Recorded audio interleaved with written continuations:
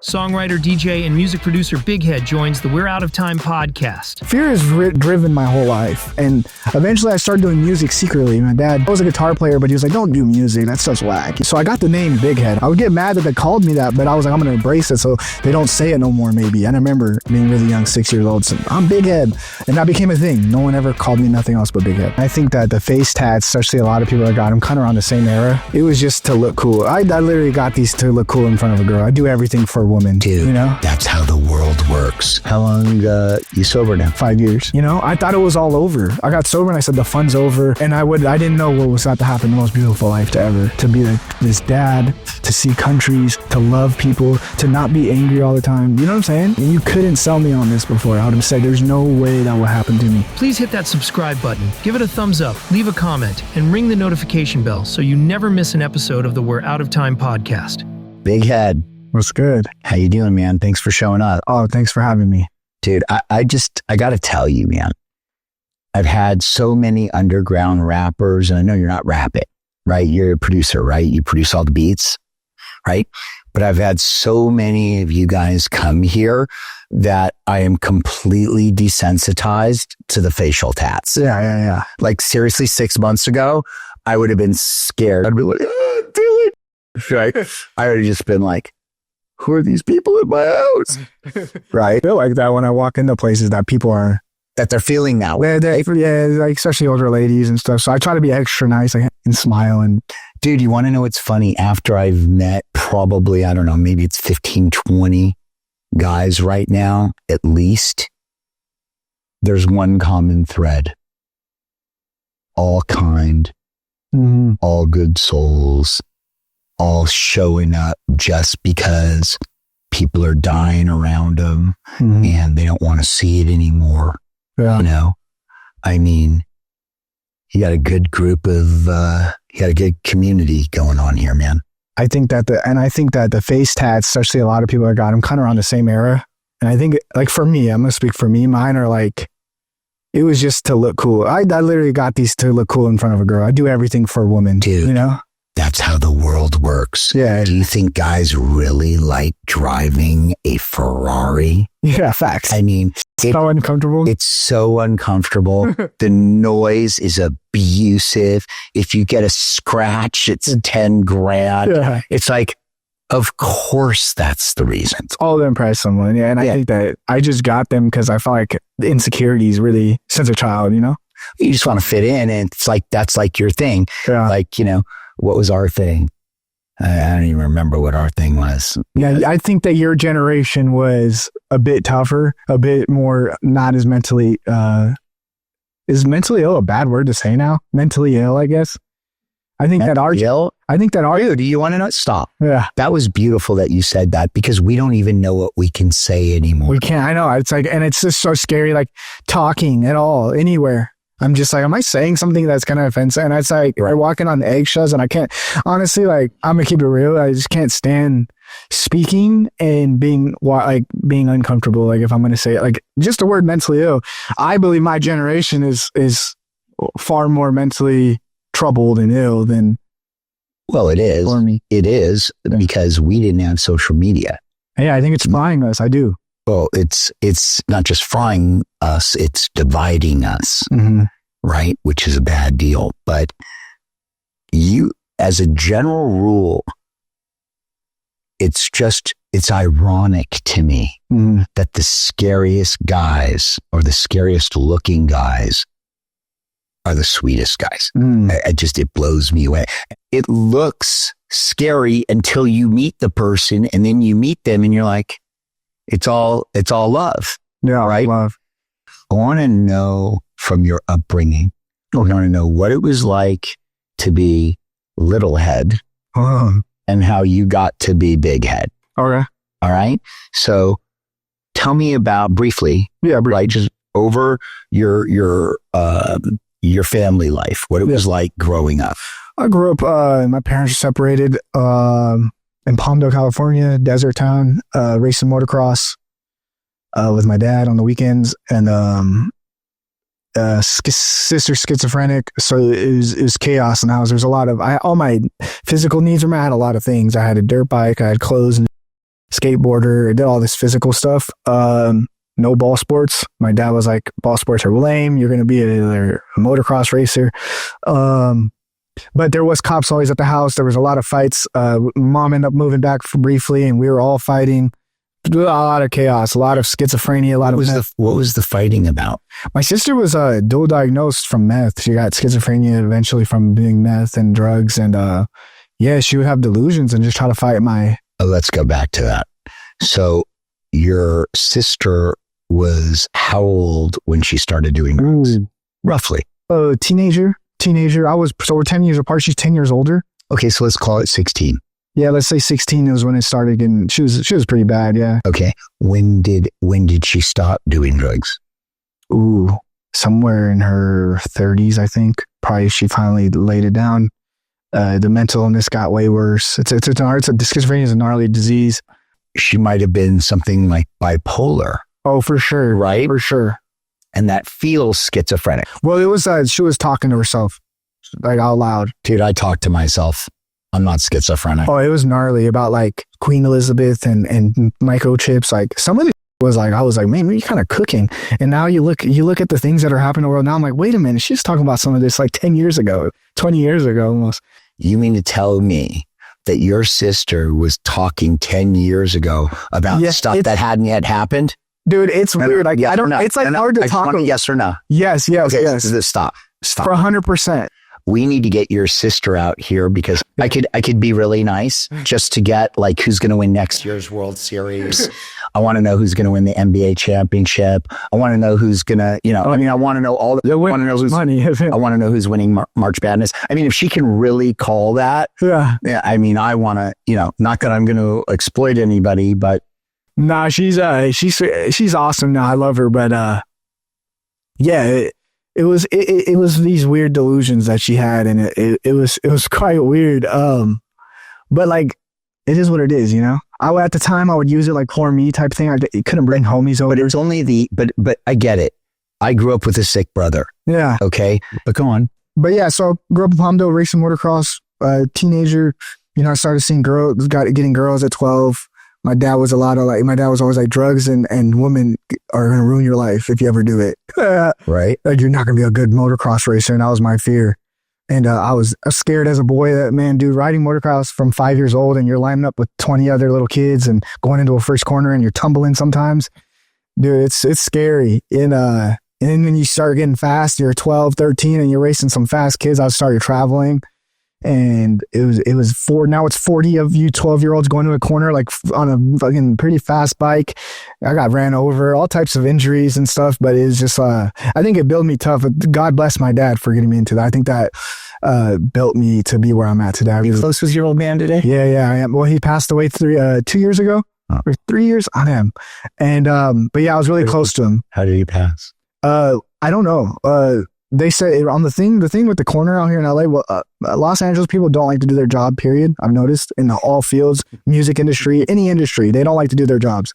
So when it's an older person, they come and they go, heart failure. Obviously, that's like every death is eventually heart failure. That's what dying is. But it said heart failure, but I got to the house and there was like a cup with like crushed up substance in it and he's doing like Adderalls and stuff and other substances. I kind of found out towards the end, but he was supposed to be sober. He stopped drinking years ago, but he probably had a little relapse. So he passed away, but I was really close to my dad growing up as well. My mom is like a little Latino lady that's crazy. I love her. I'm really close to her, especially now. I've tormented that woman. Trust me. I used to think it was all her fault and it was all my fault.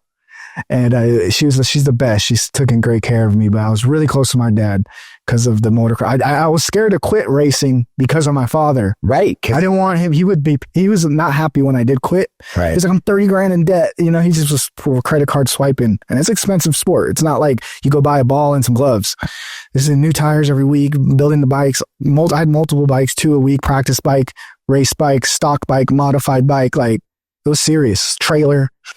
Did you win anything? Oh yeah, and I've made some money. I had sponsors, everything. And when I would go to the nationals, like in states and stuff, a lot of the pros that are racing right now, they're about to retire soon because you retire early, 30 years old within that sport. A lot of them are pro now that I was racing. I was getting like 8th. They would kind of smoke me. I was scared. Fear has been driven my whole life. There's like that Incubus song that talks about fear, and I absolutely love it. But yeah, it's if I was just not a little scared, I think I would have been faster. And that played a role in my whole life. And eventually I started doing music secretly. My dad was a guitar player, but he was like, don't do music. That stuff's whack, you know? But let me go back. Yeah. The fear is healthy.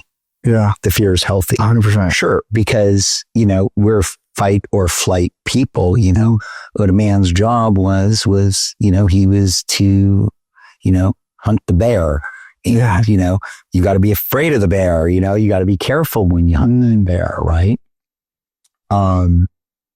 Fear's healthy.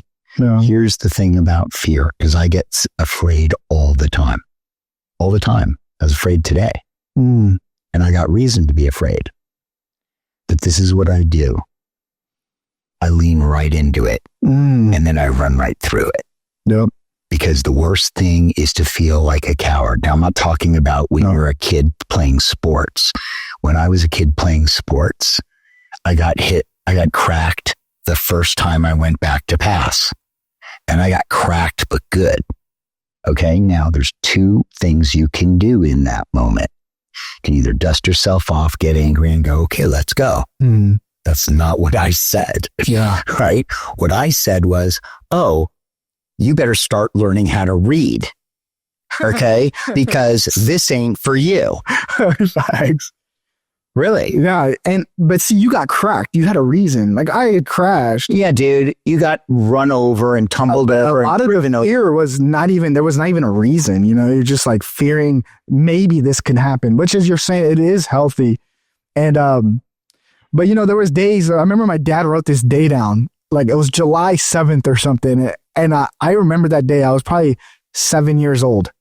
And there was this one kid, and he was really fast, and there was a bunch of them, and I would probably get like 5th at the time, kind of way back. I wasn't jumping the jumps, and some of these kids were really fearless, and they were jumping these jumps. But that day I woke up, I remember I took a nap. It's a Saturday night race. I took a good ass nap at the track, and I wake up and there was no fear. I remember it. I'm getting chills talking about it, and there was no fear. And I was there with so I got the name Bighead. I'm going to talk about this real quick from a guy that was there. It was a racer. I used to stay at their house during the week when my dad was working, and he's the older brother. He's like probably in his teenage, and he's like, you got a big head, and they'll make fun of me hard and like throw us around and punch us and stuff. Just like kind of like toughen us up, and they'll call me Bighead. And I only know he didn't deal with it was like, yeah, I'm Bighead. So what? I would get mad that they called me that, but I was like, I'm going to embrace it so they don't say it no more, maybe. And I remember being really young, 6 years old, so I'm Bighead. And that became a thing. No one ever called me nothing else but Bighead since I was a child. But that day at that track, he was there, the guy that calls me Bighead, and there's an open practice. You could ride with the big kids. So everyone just does a quick little couple laps around. And he was like, look, follow me on the jumps. He was on a bigger bike, and I followed him, and I just decided to jump him during practice. So I kind of got it down. My dad's super pumped. And then I go to race. There's no fear, dude. I'm like, I felt like something else was controlling me, and I won this race by like a lot of distance. Like I smoked these kids. My dad, it was the best day of his life that he wrote it down and brought it up until my adult years. I mean, even until I started doing music and success in music, he'll try to like bring it up and talk about it and be like, remember that day, July 7th. And he'll like when I was in doubt with music, and I'm like, dude, it's not working. Do you know what a beautiful story that is? I mean, we're hardwired to love our parents. I always say that.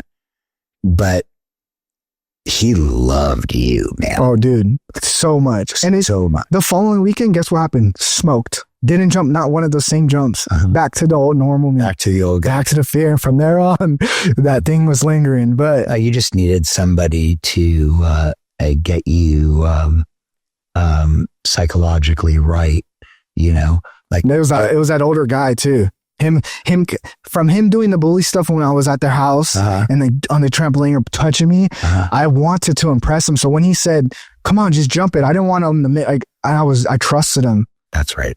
was like a big brother role.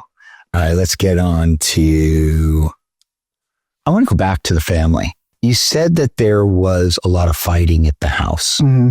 And it can't just be because you've got one sister who's got mental illness. There had to be some drinking or using in the house. Who was drinking and using in the house during the fighting? To be honest, well, my mom would drink occasionally, but she does turn into a different person when she drinks. She's the type that drinks and it turns a little different. She's not You see how I know what I'm talking about? Go on. But most of it was my sister using, and she would come home on these rants and I'm serious, like a bulldozer coming through. Mm-hmm. And then I got to an age where I started fighting back. I was like, you're not gonna hit my mom, or my mom's not gonna hit my sister. And I had that anger in me too. And it felt good in the moment, getting angry. And, there's these fights, and even me, my dad would get these girlfriends and I would want to fight with them, and I don't want them taking my dad away from me. A little, being a little kid, teenager even, until I got around 14, or I started getting my own girls at school, and then I'm like, that's lame to do that to my dad. Right. But so I'm the same. Me and my mom got that feistiness in us, and I was a little angry child though. I was angry at the track. I was angry all the time. I like to spaz out.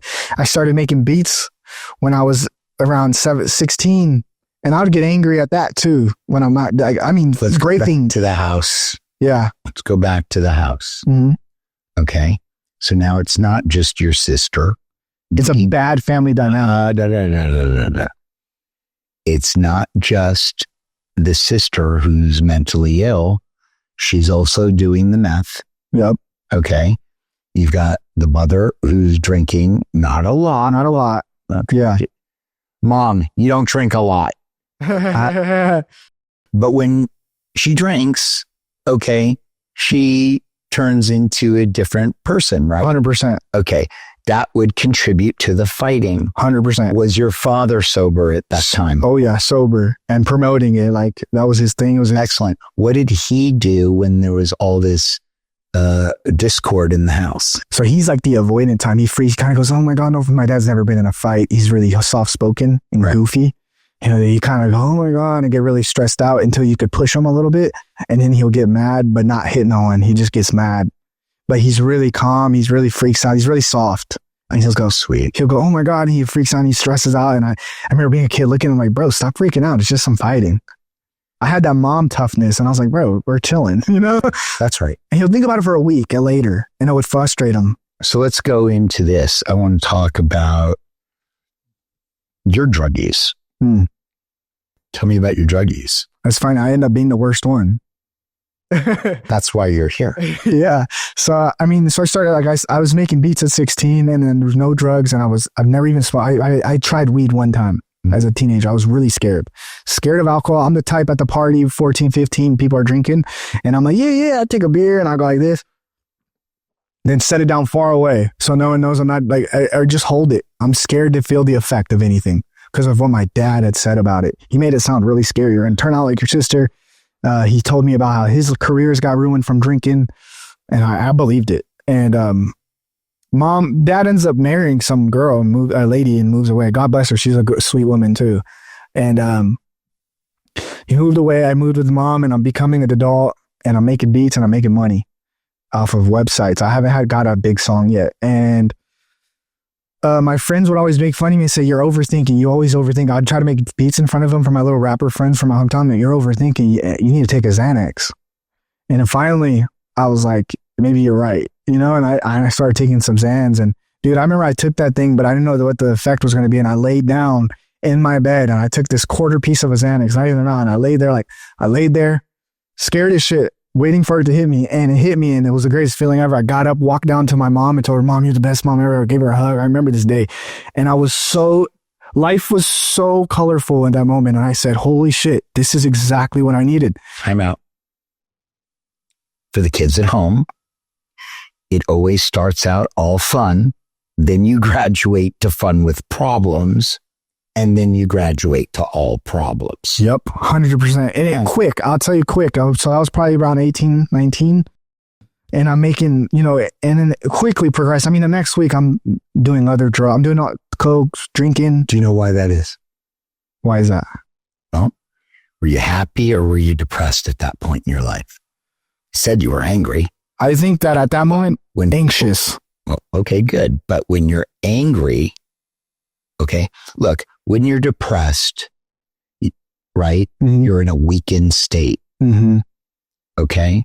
When you're angry, you're in a stronger state, Yeah. right? Depression feels victimizing. Angry feels powerful. It feels powerful. Yeah. Okay. So when you take an opioid or a Xanax, what happens is when you're depressed, you're no longer depressed, Yeah. right? And when you have that moment where your head's chewing on you or you're anxious or whatever it is, Mm-hmm. and you get that relief right away, you want to do it every day. Every day. Because you don't want to deal with that nonsense that you just, and Right. so, but it always starts and middle and ends the same. Mm-hmm. It always starts and ends the same. It's all fun.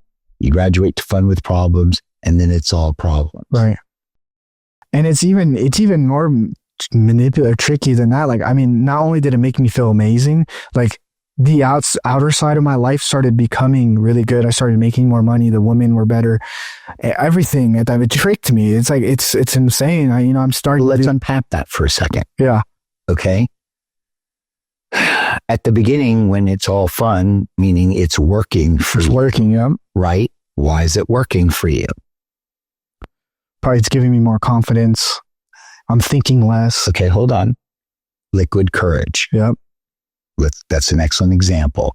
Yeah. If you're in a bar and you see a girl and she's so beautiful, you're a little intimidated.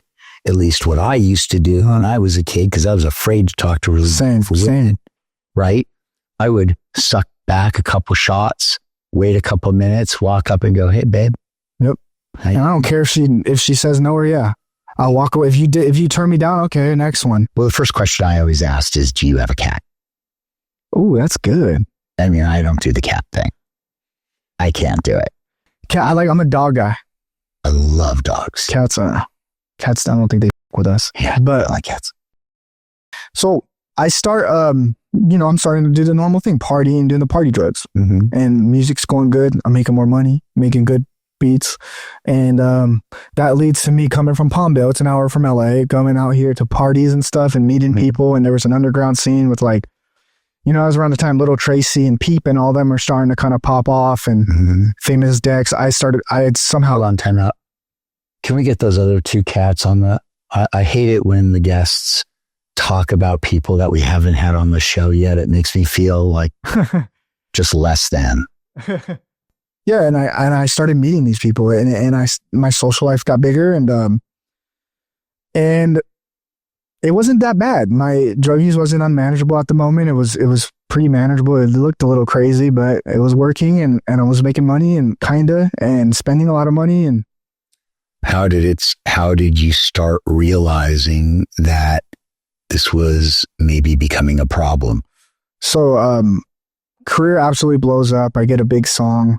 I get a bunch of big songs, and I'm around the Peep, Tracy, and the whole goth boy clique. And I had already had songs with Famous Dex, and I'm getting my Instagram's followings going. Everything's going great, and I had some idea to I met this drug dealer, and he was giving me pill opiates, and then he ran out, and he was like a heroin guy, and then finally I was so sick of being sick that I tried it, just a little hit. I was like, oh, I thought you would do some heroin and I'm instantly homeless. You know how the stigma behind it, which is, it's gnarly, but Well, it's not far off. yeah, Instant, yeah, it's not instant, but it's quick. but it's very quick. Yeah. So I did it, and I was like, oh, that wasn't, and matter of fact, it wasn't even as strong as the pills when I first tried it. So I'm like, How damn, did you do it? smoked it. Okay, well, that's what. Exactly. So I was like, oh, that's not even that bad, and it's cheaper. So a few days later, I started hitting that guy up, let me get some of that stuff. And it was nasty at first. I got used to it and running that, and then So nasty. and I would. On the tinfoil? Oh yeah. Oh no. I was like a classy guy. I'm in the Benz with some metal things, not metal things, glass stick things, and Yeah, it's stick it called through- the glass pipe. Not like these, they're like these sticks. I know what they are. Or paper clips. You can use paper clips, and I heat up one paper clip and then tap it with the other, and I would smoke it that way. And in the meantime, I had just like, and I had met Little Pump around that time. So I've been DJing for Pump, and now I'm starting to do this heroin thing. And then shortly after that same guy, the same drug dealer, was a crackhead. Yeah. And so doing the heroin thing, and I'm doing the traveling too with Little Pump, doing the DJ thing. And it was really difficult to have drugs and all this on the planes, and running out, withdrawing in cities. And I would have to make a lie up and be like, I got to go home because X, Y, and Z. But really I was withdrawing. And I ended up telling everybody I got this problem, and I get sober for a month, go on another tour, come back, relapse. Did that cycle for a long time. I eventually started doing crack, and that's when it got gnarly. Okay, stop. How long were you? Oh, you're about to hear it, dude. So I made a bunch of money, more money than I've ever seen in my life. These royalty checks were huge. And I go, oh, fuck. Like, you know what I'm saying? Every 3 months, big royalty checks. And I'm doing crack. And when you have a lot of money and you're cracking, when do you stop smoking crack? When you run out of money. When I run out of money. Exactly. Right. So I was buying ounces a week. I was a little scared. I was like, this is not good for me. I'm the type to do it, and I go, it's beating a little too fast. I got to go to the hospital. I'll tell like the drug dealer, whoever I'm with, you got to take me to the hospital. They're like, bro, chill out. I'm like, it's beating fast. I'm one of those guys. I'm annoying to be around on drugs. Yeah, dude, I'm just, and another thing, I would have all these people, and I'm like this producer that's blowing up, and I'm doing interviews with like all these companies, and I'm on Billboard at this time, and I'm just a full on heroin addict and crack addict. And when did the wheels fall off? Then quick. I mean, that year, 2017, 18, that whole, up until 19, those just 3 years. Doing the drugs. Well, I lost everything, and I had to go, Mommy, I need to come home. And my mom's living in like a 1-bedroom apartment with my sister, and they're still fighting. Same thing. Maybe I might have been even worse at this point. Right. And I come in with my girl, and somehow she's pregnant now. And somehow she's pregnant. Yeah, I got her. God, if only we knew how. I got her pregnant, and we're about to have a baby, and we're in my mom's house. I have nothing, and I'm just a full-on tweaker. We have the baby. I don't get sober. DCFS is like kind of involved because they see me at the hospital doing weird stuff in the hospital. They're like, this guy, I don't know. The Department of Health, Child Services? Yeah. What is this? Because I'm sorry. Why is Child Protective Services coming to? Well, they caught me in the hospital getting loaded. And they were like, wait, where's this baby? Oh, while she's delivering? Yes. The crazier part is in the moment, it doesn't even feel out of the norm. I'm just trying not to withdraw. And at this time, I'm doing fentanyl as well. I wasn't even doing heroin no more. Fentanyl is so much worse. So it's insanely dangerous. I'll tell you that. Well, I'm in the hospital, and the DCFS comes, and they want to know where the baby's going. And obviously it wasn't going back to a fit household. It was a 1-bedroom with 5 of us or 4 of us in there. So that happens, and I don't get sober till 4 months later. I woke up. Did they take the child? So it went with the other grandma. It was a safer fit, and we all mutually agreed that we should do that. The Department of Children's Services said they can't go home with you, but they can go home with your girlfriend's mother. Yeah, and the girlfriend. I mean, I know in the moment, that was horrific, right? That it didn't feel as bad as it was. But now that you're sober, okay, how do you feel about, what does that feel like to have the day your child is born, you get caught smoking crack cocaine in a hospital and you don't even get to take that kid home with you? At the time, I was pissed because I'm not looking at my part. I don't care about the time. Oh, looking back now? I care about right now. Oh, dude. Honestly, looking back now, I'm grateful that they were aware and they did, because I don't think I was a safe fit to be wasn't fit to be a parent. That is a beautiful answer. So I didn't even see that coming. That is such a beautiful answer. I was actually really mad at them for a while. That whole department of the world or whatever, DCFS, and then I realized, like, God bless them and thank God. Do you ever feel like remorse for that? I would have. I Yeah. would have been like, that would have been something that I would have been like, it would have traumatized me forever. It does. And what even more traumatizing, what if I'd even get better? And what would she be now? She's 5. Imagine her dad wasn't there. And I think about that, like, God, oh my God, I could have missed it all the way up until this moment. And you don't really know what love is until you have a child. You do you? don't. I tell everyone that. I want when my homies come, my girlfriend stopped loving me, or she wants to. I'm like, have a kid. Every time your kid comes and does anything as a human, if they throw a ball like this, it's the beautiful thing you've ever seen. Like, you don't understand. Like, your girlfriend, you love her and infatuated at first. Then you guys get used to each other a little bit, and then in bickering, your kid, even when she gets in trouble at school, you're like, look at her getting in trouble. That's my girl. Right. I love this girl. Just unconditional love. Because before, we have children, you're like, you love your girlfriend, you love your dog, you love pizza, you love ice cream, whatever it is. It doesn't really matter what it is. Yeah. Okay. Because all of it combined doesn't come close to the love you have for your child. Oh, dude. I sometimes want to cry looking at her. I do that all the time. Dude, it's all the time. It's incredible, bro. And I could have missed it. And when you said that, it just made me really in great gratitude, because I could have. I don't ever think back to then. I don't ever want you to forget, though, okay, what you did. You've clearly forgiven yourself for it. And it's cool. Nobody needs to beat themselves up over anything in the past. Yeah. But to keep that in your mind and say, that's who I was, that's what I did, and never again. Mm-hmm. I have to remember it. You have to, man. Yeah. And 4 months later, though, I woke up just empty one day. No one wanted to lend me no money. I had nothing. I just negative 7 to 10 grand in my bank accounts, and they wouldn't let me go no more negative. I was withdrawing, and I looked in the mirror and I was like, you know what? A treatment center might have sub-box and I could feel better. But I don't have insurance or money. And I called my manager at the time, or he's still my manager. And I was like, hey, I think I'm ready to go to treatment. And he was like, he was really happy. And that was annoying too. I was like, okay, bro. So he made a bunch of calls, and I went to a treatment center, and my life started changing from there on. How long you sober now? 5 years. Well, how's your life blown up? Well, everything got better. I got my daughter back at a year sober. I had to do a lot of work to do that.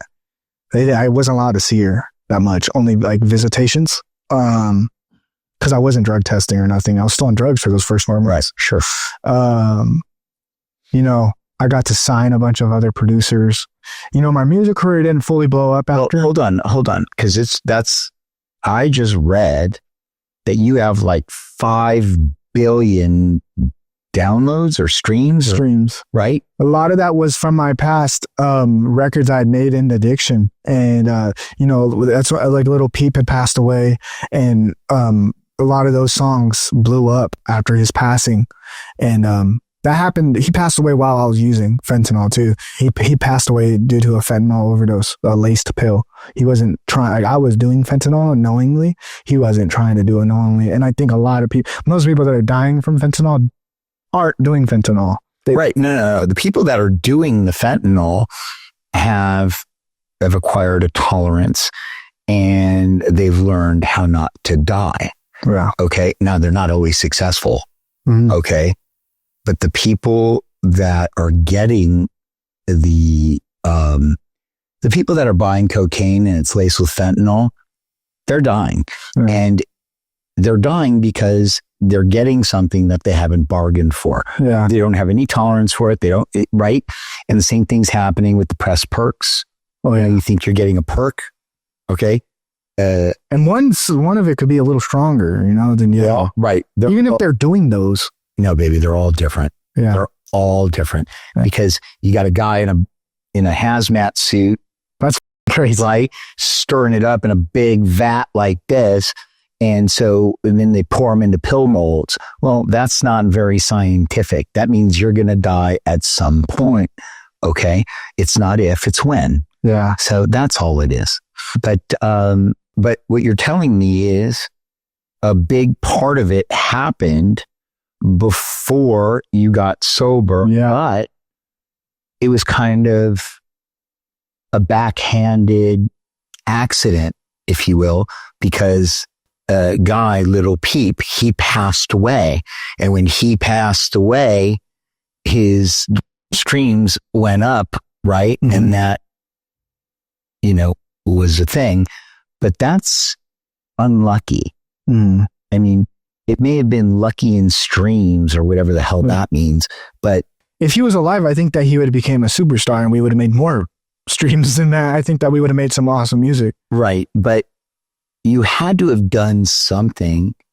I mean, look, I don't want these guys thinking, yeah, I was great and, I was killing it and I was loaded and then I got sober and I got my daughter back. It's like no, it keeps going. It keeps going. That's at first, those first few years though, were a bit stagnant with the music. Cause you got to think, it was 2019, I got sober and COVID hit.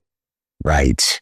So I'm in the house all day. But COVID hit, that's the perfect time to throw. Yeah, but that's the thing when, and I'm sure there's people out there that do music and actually I know a lot of people that's got sober and the transition from sobriety to trying to or from drug use and then sobriety and then trying to get back into music and your flow back is difficult at first. So it's not that it wasn't difficult. What it is. Yeah. You just need your head cleared up. Yeah. You're working in a different baseline. Yeah. You were loaded and that was the baseline. Yeah. And that's what you were used to. Right. And then you get sober and your head's just not clear and it takes a while for it to clear up. But the second it clears up, it's 10 times better than it was. And you know what I think, and I look back on it even now, is that about my work ethic, like even back then, it was a lot of luck. Like when I was getting loaded, it was a lot of that was like in the right place in the right moment because I wasn't putting a big work ethic. I was getting more loaded than I was making music. Mm-hmm. It was like just these wacky random beats. I was not making a lot of music. I wasn't putting a lot of time into it. Got lucky. Dude, I know kids that are doing it all day and I would be around those type of kids sometimes. I'm like, you guys are dorks, I do it easily. I had this crazy ego. And so that work ethic, even though I got sober, that I kind of kept that work ethic and belief. I thought so I would be sober and I was still that lazy was still lazy on drugs. I'm still lazy. And a guy one time told me, he was like, I told him, he asked me, he's like, why aren't you making that much music? And I go, I go like this. I'm like, I don't like it. I don't like nothing about it. He's like, what don't you like about it? Nothing. I don't like opening computer. I don't like looking at the software. I don't like sitting in a chair. I physically get tired when I sit in the chair. I want to put my head down and sleep. Like that's how I felt. And he goes, hey, I want you to do something. This is a random guy I knew. He doesn't do music. He goes, every day, I want you every day, once a day, go home and open the computer, but don't make a beat. Open the software, sit there, look at it, close the software, boom, close it, and then do whatever you want each day. Do it for as long as 2 weeks, whatever. I love this, man. Go on. By like 2 weeks, not even, maybe a week of me doing that, I finally open the program and I go, I don't listen to his rules. I start making a beat a little bit and with it. No expectation. I just start an idea and I go, you know what? I'm not having feeling it, close it again. And I start doing that every day, touching it and then closing it. And I'm already like 2 years sober at this time. And eventually I start making beats again, a lot. And I start hanging out with other younger guys that make beats that are the new school guys. And they're putting me onto these new artists and they're giving me the new sauce. Like, you got to do it this way and that way. And I'm just like I start loving it again. And I start working and I put my focus back to what my focus was when I was doing drugs, was working with the guy that's coming up, like the Little Pumps, the famous Dexes that were not mainstream yet, but they had potential. Even Peep, Tracy, they were these small artists at the time. They didn't have a success yet. I was like, I'm just going to do the same blueprint now. And I started working with like these small artists. Some of them went somewhere, some of them didn't, but some of them some big songs came out of it in sobriety. But I did notice something, and I don't know, this is a whole nother discussion, but streaming used to get paid more easily. And used to get paid for one beat way more. I remember I did this NBA Youngboy song and my advance was much bigger than the advances that they give for the same caliber artist now. Because I've had songs from that same label now and it's cut in half. Like, so inflation's going up, but producers are getting paid way less on advances because so many of us. So that would discourage me in sobriety. It's not that it's because I got sober and things got bad. I just got a little discouraged at times. Because the climate or the environment always changes. Mm-hmm. And I made that mistake. I made that mistake all the time. Are you kidding me? I came into this treatment thing. You're the best. You're the king. I walked in and just got my butt kicked. Really? Just Oh yeah. Just worked. And then I got really scared and I probably slept 2 hours to 3 hours a night for the next year until I figured it out. Yeah.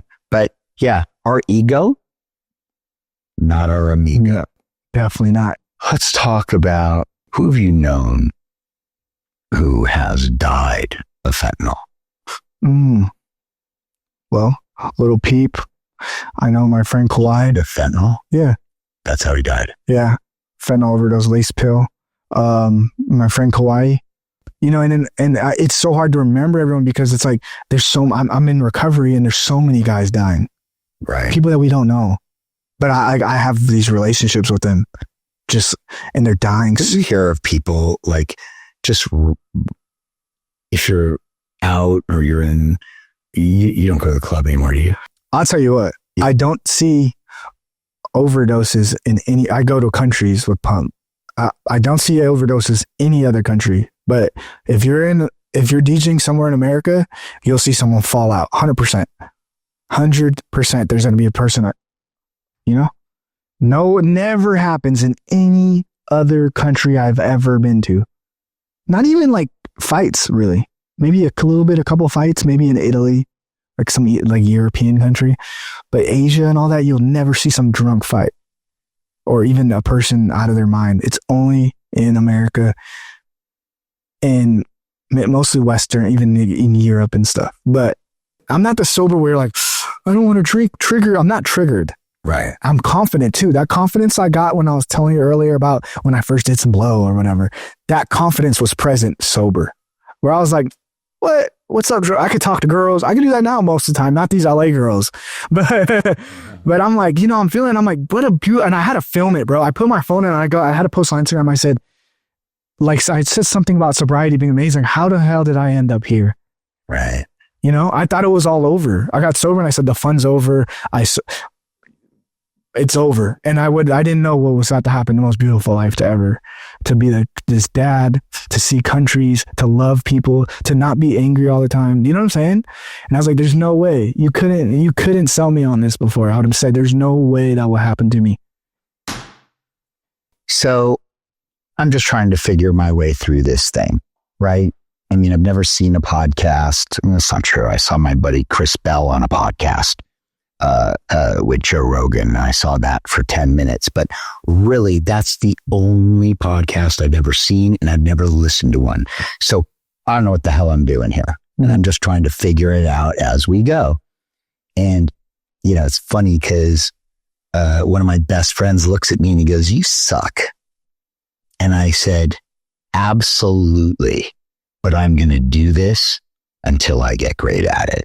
I love that. No. I need that. That's what you got.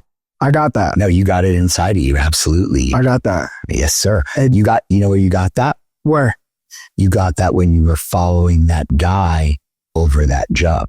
That's where you got it. You have it. Yeah. You just need to access it. Yeah. See, that was a zone. That was no different than, hitting 4 3-pointers in a row. Yeah. You're in a zone. But then you got to lock into that zone every once in a while. Okay. It's hard to get there, but you can get there. Okay. We talk about that off air. Hey, buddy, thanks for coming, man. I really appreciate it. It's been a great episode. Where can people find you? At Kill Bighead on all platforms. Name the platforms. Instagram, X, Twitter. That's all I use. See you next Tuesday. Is that good enough?